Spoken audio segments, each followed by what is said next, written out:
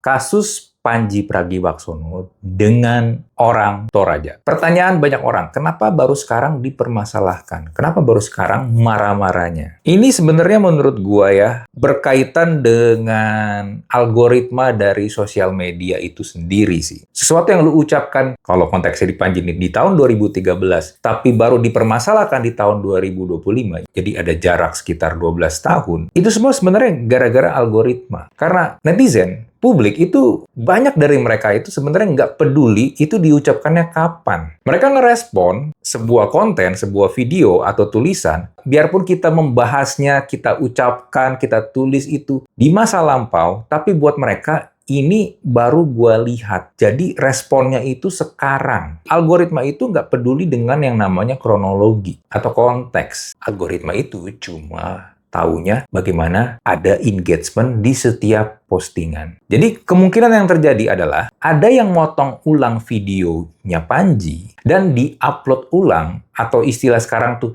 clippers. Jadi sekarang ini ada tren di mana orang-orang itu motong-motongin video-video panjang seperti podcast atau kalau di sini video spesial show-nya Panji, dipotong-potong, dijadiin klip buat di-upload lagi. Dan konon, dengan cara seperti itu, clippers-clippers ini bisa mendapatkan uang. Karena potongan juga, kita harus memahami ada yang namanya konteks. Di konteks video yang di-upload sama Panji, itu membicarakan tentang uang dan pendidikan. Maka itu memang sangat berbahaya kalau lu mengeluarkan sebuah konten dan rentan untuk dipotong, karena come on, we know banyak orang kita itu sulit banget untuk memahami konteks, memahami apa yang mereka baca, apa yang mereka tonton, dan yang mereka lihat. Makanya nggak heran kan kalau banyak banget kalau di kolom komen itu sering banget terjadi perdebatan, pertengkaran antara sesama netizen, karena ketika lagi ngomongnya apa di konten tersebut, ada satu netizen komen, tapi nggak nyambung dengan topik, dengan konteks yang lagi dibahas. Lalu ada netizen lain yang membalas, kasih tahu, lu salah, lu nggak nangkep. Tapi si orang yang komen ini nggak terima.